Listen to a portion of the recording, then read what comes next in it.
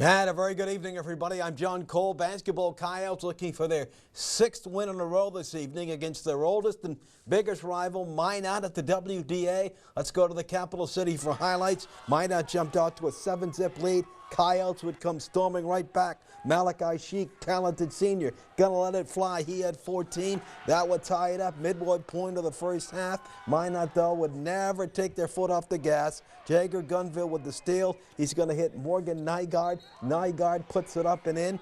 30-25 Minot at the half. Williston battling back and forth.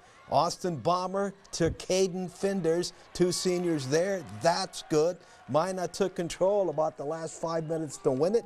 Isaiah St. Romain, they held him to 17 points. He's going to back in, going to drive up and in. Bomber again, always plays very, very hard. That's for sure. You can know that he loves the game. Just watching him play, he's going to knock this one down. But Minot, based on their little run, wins it 59-47. Remember, they put over 100 points on the board when they came here to open up the season. So the Coyotes play very, very hard, but it is a loss. Century gets Belcourt 84-53. Bismarck falls to Legacy 78-75 in a good old-fashioned WDA matchup. As we said, Minot beats Williston 59-47. And Jamestown over Mandan 70-66. So yes, the Coyotes will take on Mandan 2:45 tomorrow afternoon. They have to win to keep their season alive and that goal alive of getting to the state. And of course, they just beat the Braves about a week ago. All right, Eastern Sea girls over in Montana. Mondack beats Luster Christian 50-33, and Circle over Floyd Lake 37-30.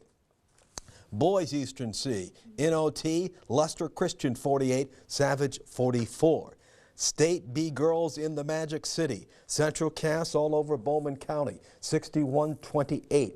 Rugby 67. Langdon area Edmore Munich 48. Thompson, the Tommies, always good. They win big, 66-43 over Edgley, Cullum, Montpelier. And Region 8 is beaten again. First round at the B. Garrison beats them. The Troopers having a ball. They haven't been at the B in a while. They win big, 45-33. So the Honkers will not win the state title. Now, folks, one of the reasons the Coyotes won 5 in a row in boys hoops to get to the WDA was the play of their outstanding junior who can score. My teammates helping me in practice every day get better and better. My coach is pushing me to be the best that I can, and everybody around me just pushing me to be the best and pushing me to be better every day. I mean, Phil Jackson played in this program, and he never knocked down 55 points to set a record. That's going to make you feel good. Yeah, it feels good knowing that record's held by me, and one day I hopefully break it again. Then you came out the next night and had 44 against the Braves. Yes, sir. That was the game we had must win. Ever since we just been on the road. So I feel like that was great. Just a great thing that we did, and we just been feeding off of that ever since. Once you get into that flow, you get into that flow. Yeah, when we get into that flow and we all come together as one, I don't think nobody can stop us. Isaiah's really turned it on second half of his junior year. Yeah, he's an unbelievable scorer.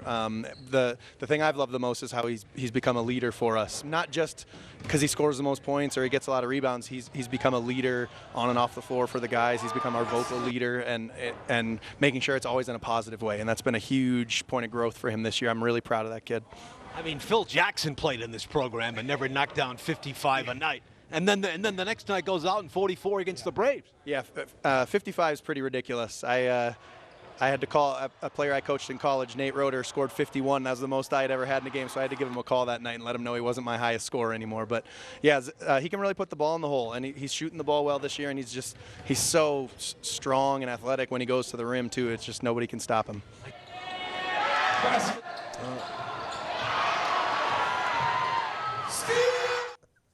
The classic thunder dunk, no question about that. Let's hope he and the guys have some points left in that very important game tomorrow against Mandan 2:45. All right, WDA girls. WDA girls, Century hasn't lost to winning teams in the Peace Garden State. They take care of Dickinson 56-34.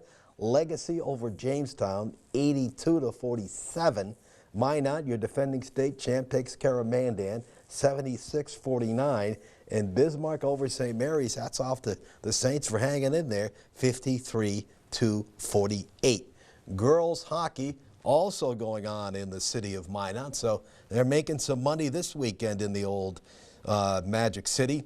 Fargo Davies skates to Minot and wins 5-2 over Century. West Fargo United falls to the home team. Minot pulls it out 4-3, so good for those gals playing at home. North and South, it still seems odd to say, but it's Fargo North and Fargo South. If they beat Grand Forks, and of course that's 2 high schools, so we got 4 high schools battling in that one. So North-South beats Grand Forks 3-1. And Legacy Bismarck, 2 high schools in that one, they beat Mandan 5-1. We hope the Coyote girls can get there next year. They almost got there this year, that is for sure. Now, was a very, very busy sports night last night, so in case you missed it, Lady Tetons will take on Miles Community on Saturday at 5 p.m. at Region 13 in Wahpeton. The men will take on Science at 3 p.m. in Wahpeton. So a very busy day for the Tetons. A couple of wins, and they will find themselves in the title game on Sunday. We were visiting with them tonight to find out their thoughts on the big weekend on Saturday. They were ready to go, having some fun, particularly the men. They bounced back from a really poor outing against Bottineau on Sunday. I don't think there's any question about that. And with that, we take a timeout on First News at 10.